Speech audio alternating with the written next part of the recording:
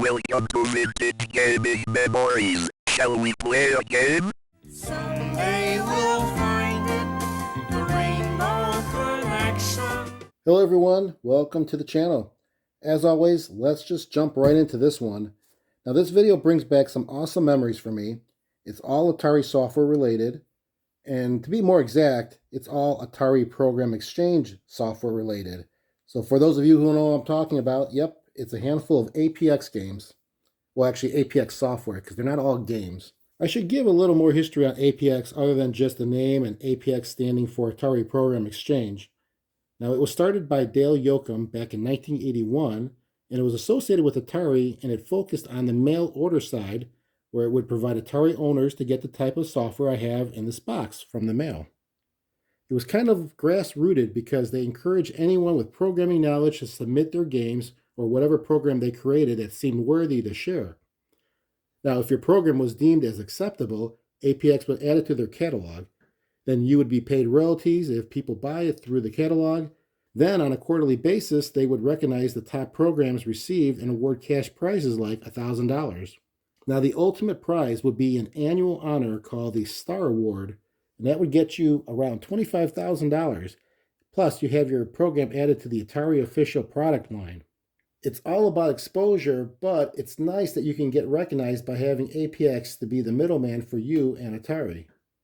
Now, some of the games that made headlines through APX that you might know of are My First Alphabet,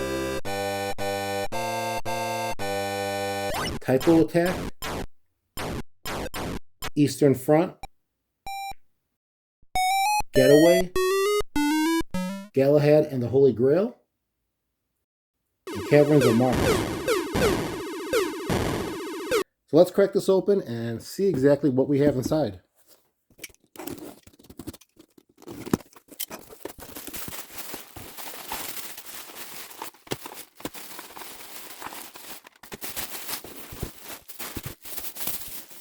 All right, I have them all out of the box, and what I'm thinking of doing, because it takes up a lot of space to lay them all out, let's just go through each one by one, and I'll show you what I have.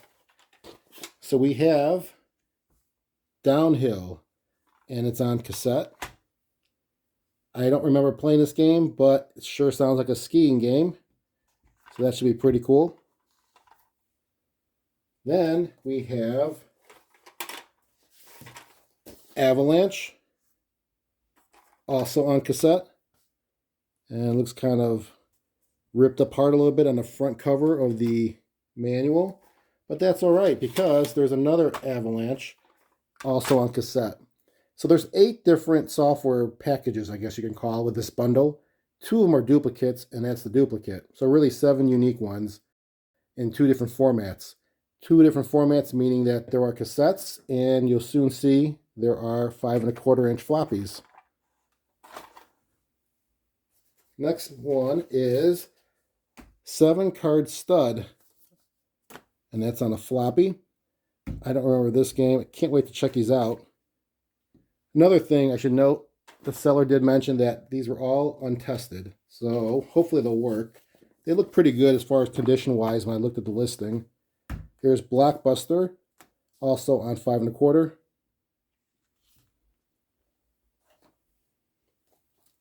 And my favorite one, this is what kind of drew me to this actual auction to buy this, Gridiron Glory on a floppy. I actually owned this, not this exact one, but I owned this one back in the day, and I remember buying it at an Atari user group called CLOG, which stood for Chicagoland Atari User Group.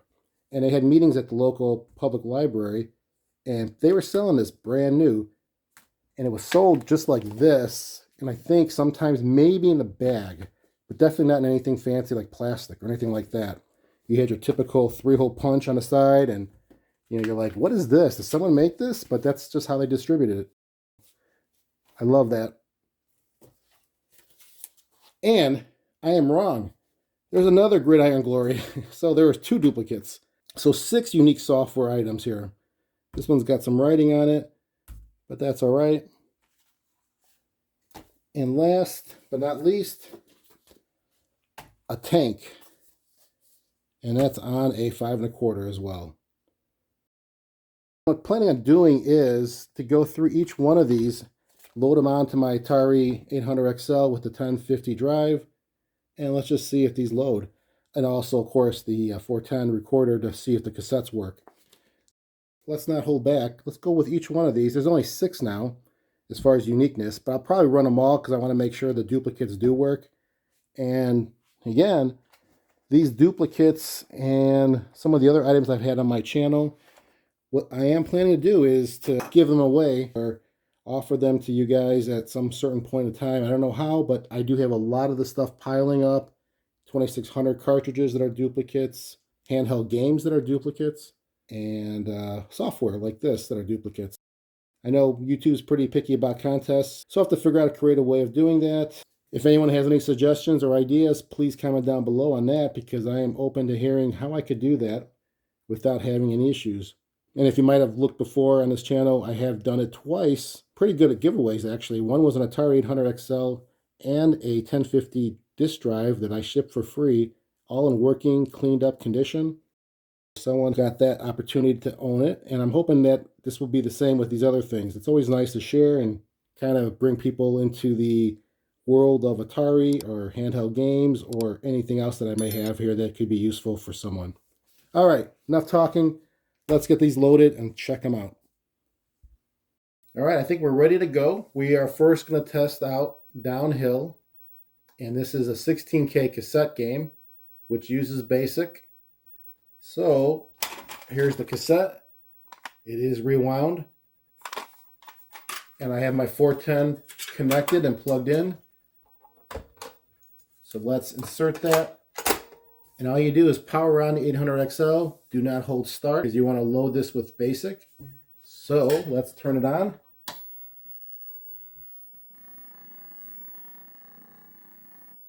I'll press play, type C load, press return again, and now it's loading.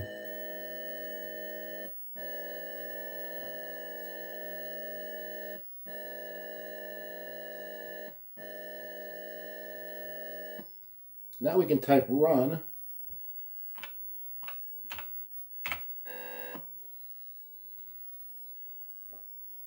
All right, it loaded successfully. It looks good so far. And this is a game that uses paddles, so I already have the paddles plugged into my joystick port. And I think we'll leave the settings as is. I'll just start and let's try this out.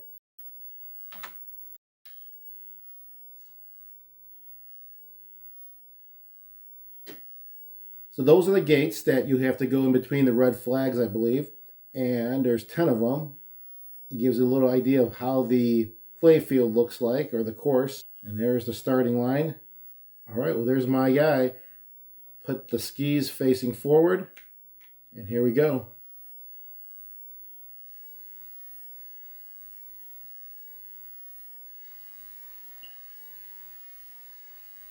Oh, cool. All right, it's going to go opposite side. I think I remember seeing the course a little bit as I was talking through it.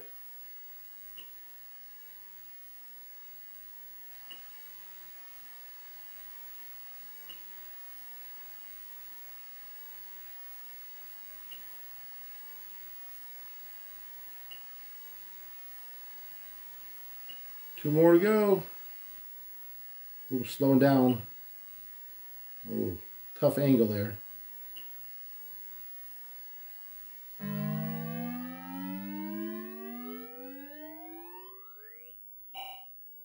It looks like 39 seconds and 93/100th of a second.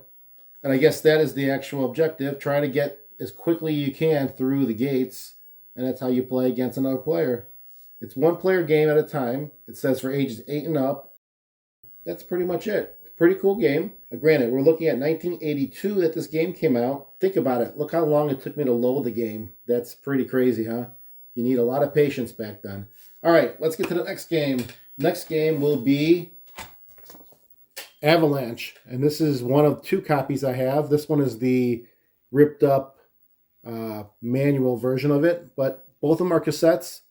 But it does not take BASIC. We just press start as we turn on the 800XL, and then we load it that way. So let's do that one now. So we press play, hold the start button, turn it on, hold the start still, press return after you hear that tone, and now it's loading.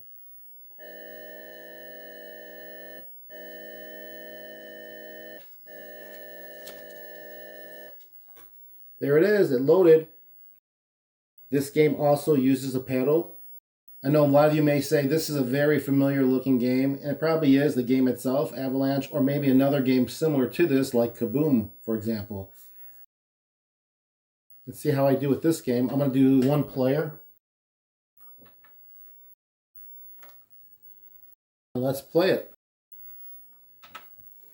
All right, left and right movement, pretty good.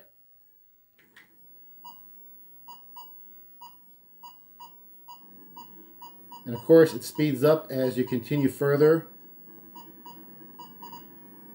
And I think the difficulties will get harder where you have less shields. Yep, there it goes. And they get smaller in size as well. And the sound gets louder, and it moves faster. And now I have 3 left.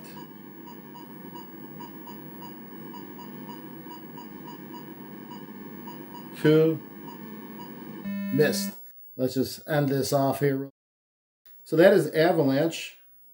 And what I want to show you is in this manual that they give you, it's kind of cool. At the back end of it, they have questions that you can fill out and send in, because there's no internet back then. So here is what you would do. It's a review form. You would, put the name of the game and then, or the program, describe it there. Are there any problems? What you like about it? What do you think the program's weaknesses are? And so forth. Any technical errors? And then at the bottom, you would just mail it over to Atari Program Exchange over in San Jose, California. That was the way you would do it back in the day. So Avalanche worked. Downhill worked. Let's try the other Avalanche just to make sure that cassette worked as well. I have the second Avalanche, identical looking as the first one. Press play, hold start.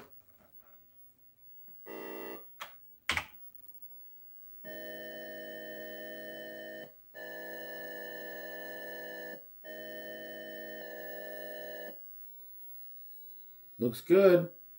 So 3 cassette games, 3 of them loaded successfully. We're 3 for 3, and that is all for cassette games. We're now going to be doing 5 1/4 floppies going forward. Let's start those games. And the first one will be 7-card stud. So yeah, it's missing the normal cover you would see in front that shows the APX logo, colors, and everything else. But it would say 7-card stud instead. It has a little window that goes through it, as you can see. So that's missing on this one. Not a big deal. Let's try this one out and see if it works. This will be a diskette, so it should load a lot faster. All right, let's turn on the floppy. We're going to do the 1050 drive, not the Indus for this one. This does take basic, so we will not have to worry about it with the 800XL. It's got built-in basic. We just turn this thing on, and it should load up.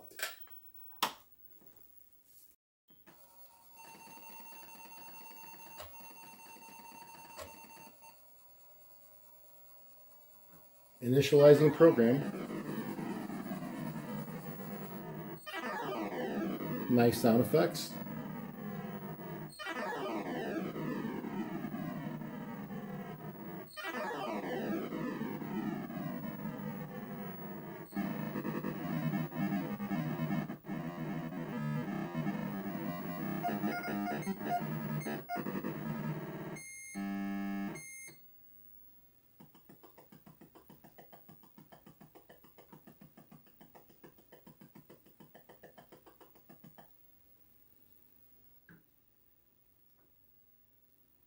Cool. Looks like everything loads on this one. It does use a joystick, so that's kind of nice. Let's just play a really quick game here so I can just see how this goes. I have not even read the instructions, so I'm going to see if I can figure it out. I just press the button, shuffles cards.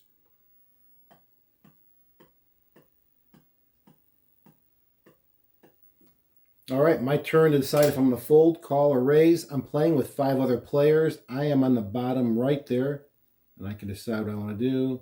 I'm going to call it.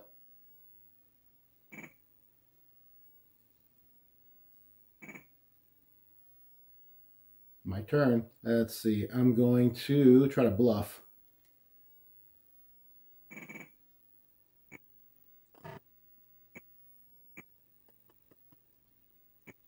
I have garbage. Just have a pair of 2s.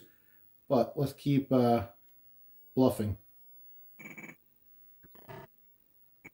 Eddie's in. Steve's in. And me. Wow. I have 2 pairs. Going all in.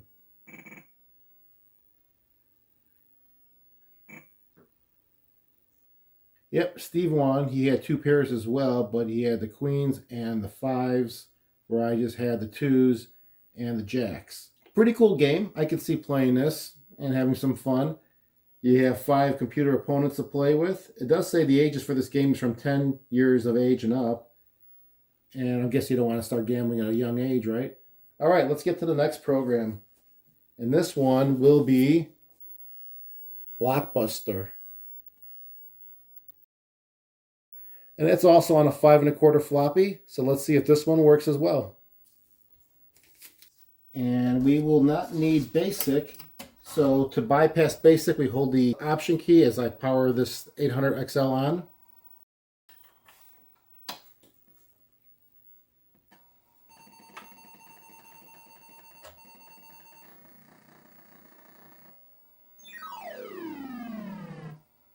All right, well, that's not a pretty sight. I have paddles connected like it needs paddles. I don't know why. You know what? Let me try another 800 XL just because this has been modified and you just never know. I'll just make sure it's not the actual computer. I'll be right back. All right, I have my other 800 XL plugged in. Still have the floppy in the drive. All we have to do is hold option, turn it on.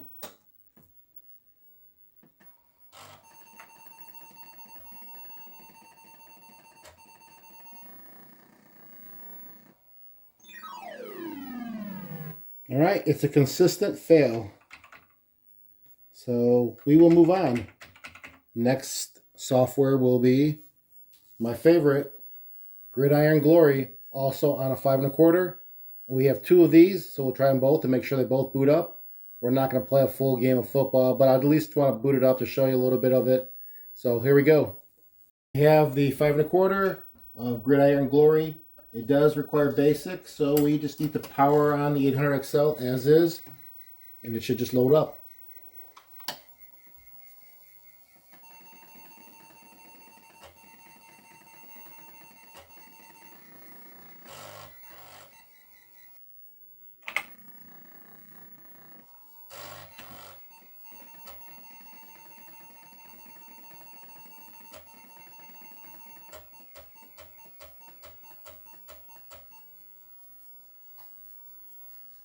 Well, that's not a pretty sight. Let's try it one more time.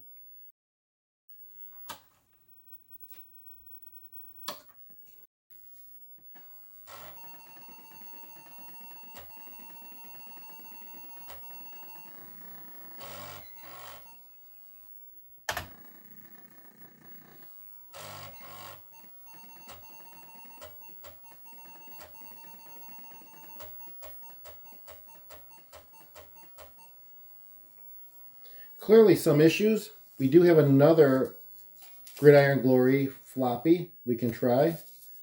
And we're going to give that a go. It's nice that we have a duplicate of that one because really this is the game I really like. So I hope it does boot up.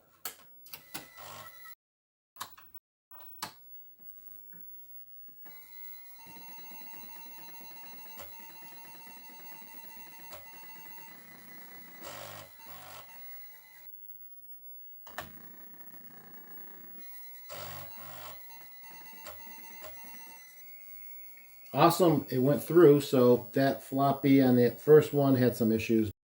I was reading instructions a little bit. and I do remember now how this game is played. It has preloaded stats and information for the 1982 teams, and those are the teams you can select from. So you would just type in the name of the city, not the name of the team in the sense of like the Bears, you would type Chicago.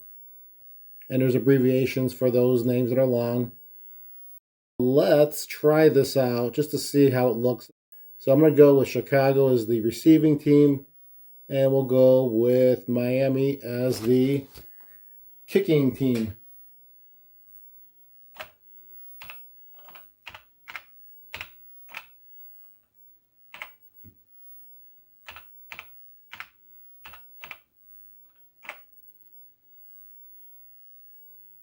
You have to type it exactly or else it won't accept it.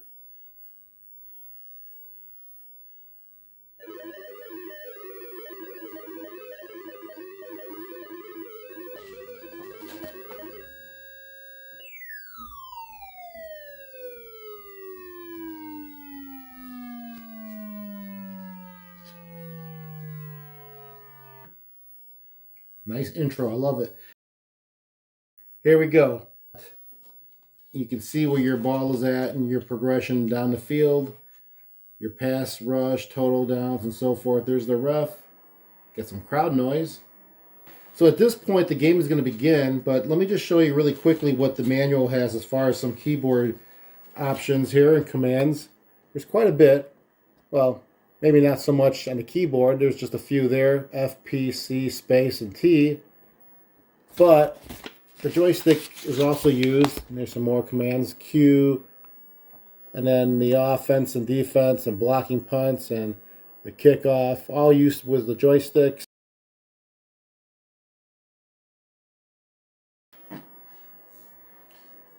So I'm using my second joystick to the kickoff, and there is the kickoff. You can see it going, automatically returning it.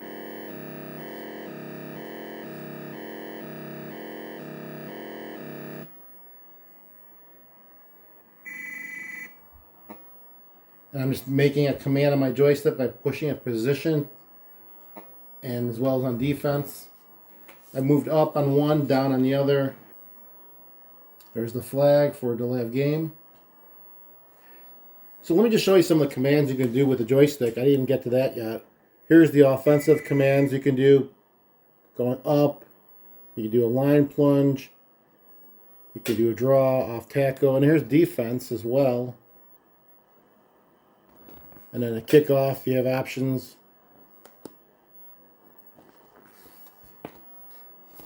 And it gives you a little bit of strategy, what works together and what doesn't. If the offensive play is called and what a defensive play would counter. So there's a lot of strategy. I just love it because you can really get into this game, and you don't need all the pretty graphics and all the details. You just need to know how to play your team the best you can, even though your team might not be that great, like Chicago 6-10. And going against a 11-4 Miami team. So that's the challenge. I mean, you're really playing the part of a coach on both sides, defense and offense. And it's not a one-player game. You do need a friend or someone to play with you, unless you really want to try to outsmart yourself, which I don't know how much fun that might be. Yeah, it's a pretty cool strategy game. And I remember just having hours of fun playing this with my dad or my brother or a friend that came over. So this is Gridiron Glory. And the last game we're going to do is Attank. And this is also a 5 1/4 floppy. It does use BASIC. And it does use a joystick.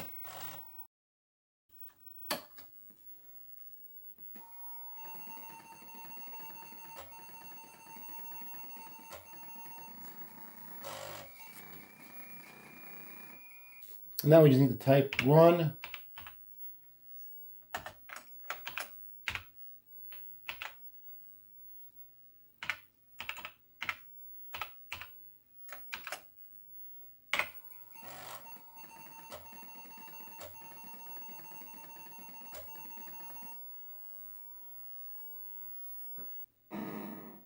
There we go.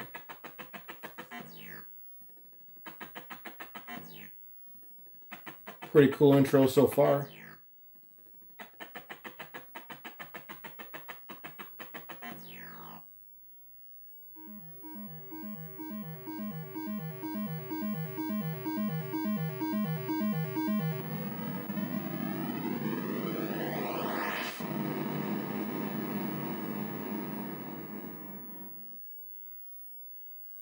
It's pretty dramatic.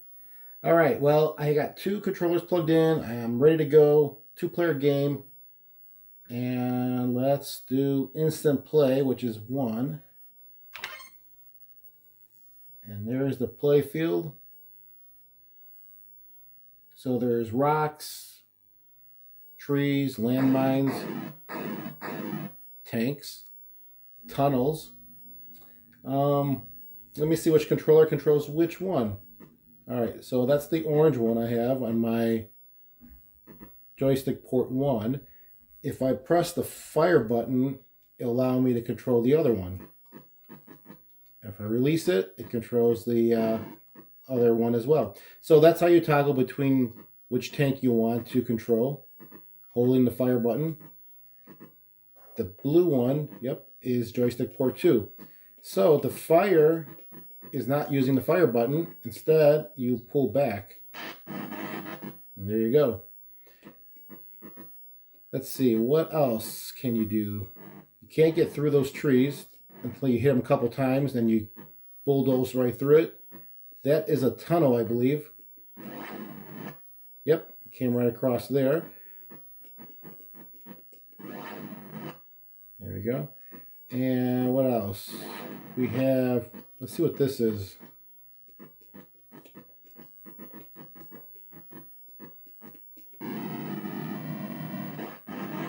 There's a landmine.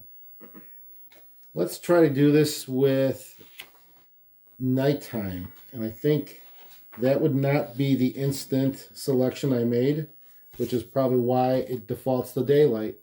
So I think I have to restart this.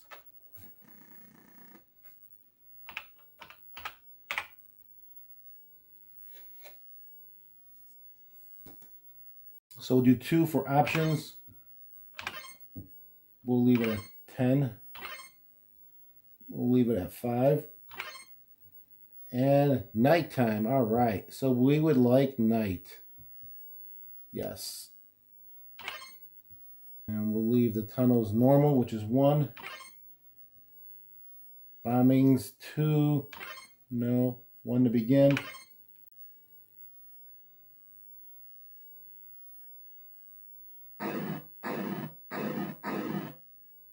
That's cool.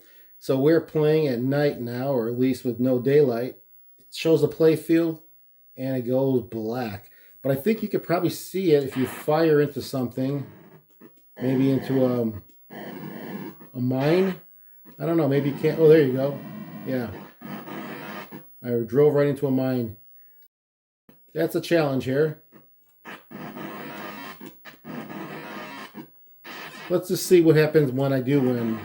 I'm going to let the blue tank win.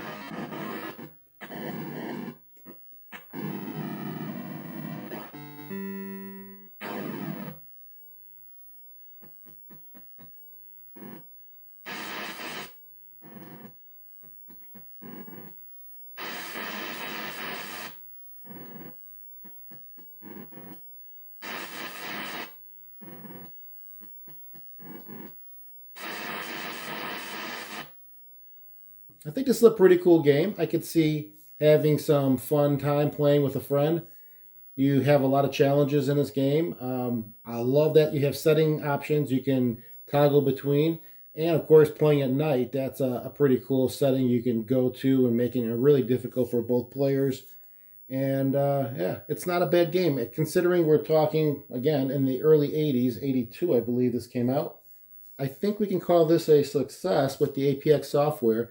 We had 8 pieces of software from APX, a couple duplicates in that grouping, but they all worked except for 2 of them. One happened to be a duplicate, which was the Gridiron Glory, which not a problem because we had the other one that did work. But the one that we didn't get a chance to see, which was Blockbuster.